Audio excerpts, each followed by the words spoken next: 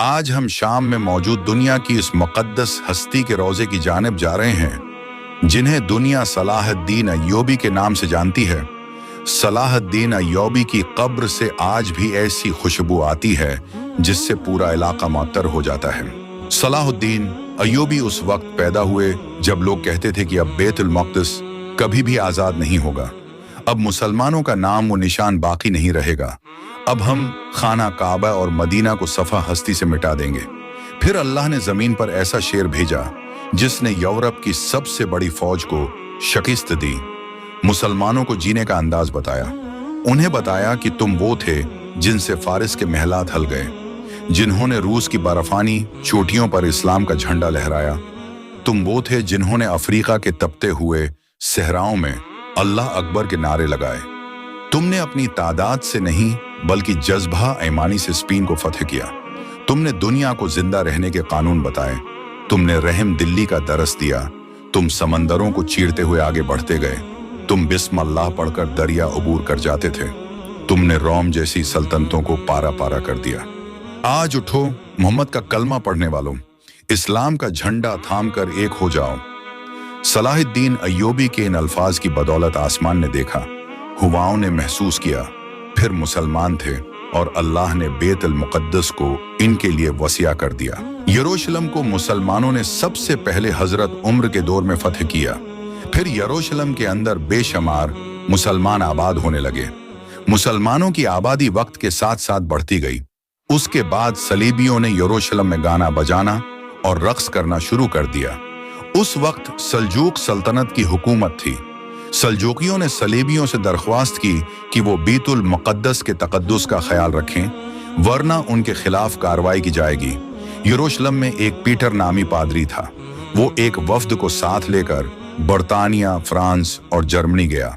اس نے وہاں کے حکمرانوں کو یہ کہنا شروع کر دیا کہ تمہاری مقدس جگہ پر صلیبیوں کے ساتھ ظلم ہو رہا ہے۔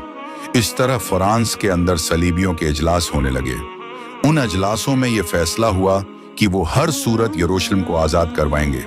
چنانچہ برطانیہ، فرانس، جرمنی اور دیگر یورپی ممالک نے جنگ کرنے کا فیصلہ کر لیا۔ پھر ان لوگوں نے گلیوں اور بازاروں میں یہ مشہور کر دیا کہ اگر ہم یہ جنگ جیت گئے تو حضرت عیسیٰ کا ظہور ہو جائے گا۔ اس کے بعد پورا یورپ مسلمانوں کے خلاف متحد ہو گیا۔ تاریخی کتابوں میں لکھا ہے کہ یہ دنیا کی تاریخ کا سب سے بڑا لشکر تھا جس کی تعداد 15 لاکھ کے قریب تھی۔ یروشلم کے اندر یہ جنگ 40 دن تک جاری رہی۔ اس کے بعد سلجوقیوں نے ہتھیار ڈال دیے، صلیبی یروشلم کے اندر داخل ہوئے اور مسلمانوں کے ساتھ وہ سلوک کیا جسے پڑھ کر آج بھی دل دہل جاتا ہے۔ اس محاصرے میں 60,000 کے قریب مسلمان شہید ہوئے۔ اس طرح پہلی مرتبہ صلیبیوں کا یروشلم پر قبضہ ہوا۔ اس محاصرے میں 60,000 کے قریب مسلمان شہید ہوئے۔ اس طرح پہلی مرتبہ صلیبیوں کا یروشلم پر قبضہ ہوا۔ صلاح الدین ایوبی کا بچپن عام بچوں کی طرح نہ تھا، انہیں پڑھنے کا بے حد شوق تھا۔ وہ اکثر اوقات قرآن مجید کی تلاوت کرتے۔ یہ وہ زمانہ تھا جب بیت المقدس مسلمانوں کے ہاتھ سے نکل چکا تھا۔ مسجد اقصیٰ کے اندر گھوڑے باندھے جاتے تھے۔ صلاح الدین ایوبی بچپن سے یہ باتیں سنتے رہتے۔ ایک دن انہوں نے اپنے باپ سے پوچھا، ابا کیا بیت المقدس واپس آ سکتا ہے؟ صلاح الدین ایوبی کے باپ نجم الدین نے کہا، بیٹا اللہ جب چاہے ناممکن کو ممکن کر دیتا ہے۔ وقت گزرتا رہا اور صلاح الدین ایوبی جوان ہو گئے۔ صلاح الدین کے چچا اسد الدین فاطمی سلطنت کے وزیر تھے۔ وہ ایک دفعہ مصر کی مہم پر جا رہے تھے تو اپنے بھتیجے صلاح الدین ایوبی کو بھی ساتھ لے گئے۔ یوں ان کے لیے مصر کے دروازے کھل گئے۔ جب ان کے چچا کا انتقال ہوا تو دربار میں شور مچ گیا کہ مصر کا اگلا وزیر کون بنے گا۔ درباریوں نے اس غرض سے صلاح الدین ایوبی کو منتخب کر لیا کہ یہ کم عمر ہیں، اس طرح فیصلوں کا اختیار ہمارے پاس رہے گا۔ صلاح الدین ایوبی کی زندگی کا ایک ہی مقصد تھا کہ بیت المقدس کو فتح کرنا۔ انہیں اس بات کا پتہ چل چکا تھا کہ مسلمان صرف اپنے مفادات تک محدود ہیں، انہیں دوسرے مسلمان بھائی کی کوئی پرواہ نہیں۔ انہوں نے سب سے پہلے فاطمی خلافت کا خاتمہ کیا، اس کے بعد مصر میں سنی اسلام کو فروغ دیا اور مصر کے سلطان بن گئے۔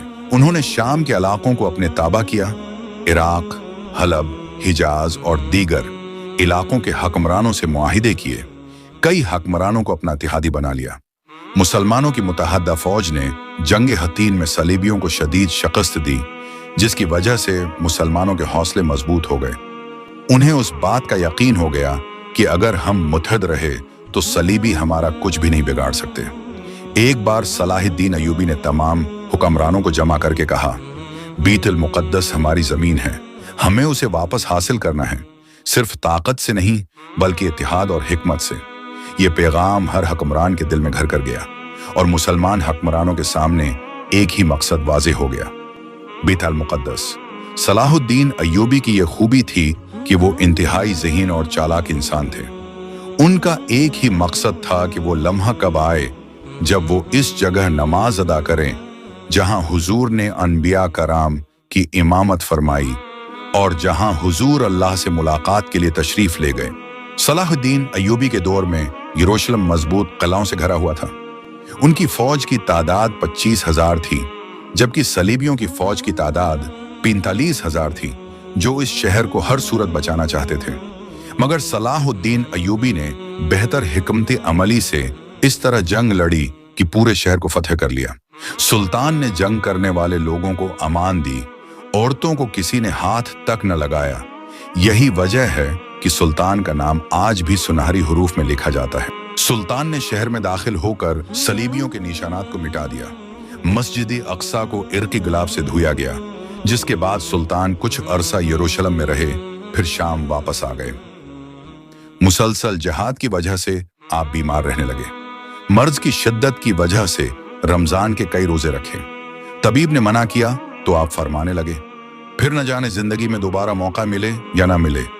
जब आप पर सुकरात का आलम था तो शेख अबू जाफर ने सूरह अल हशर की तलावत फरमाई। आपने थोड़ी सी आंखें खोली, तबस्सुम भरे लहजे में कहा, यह सच है।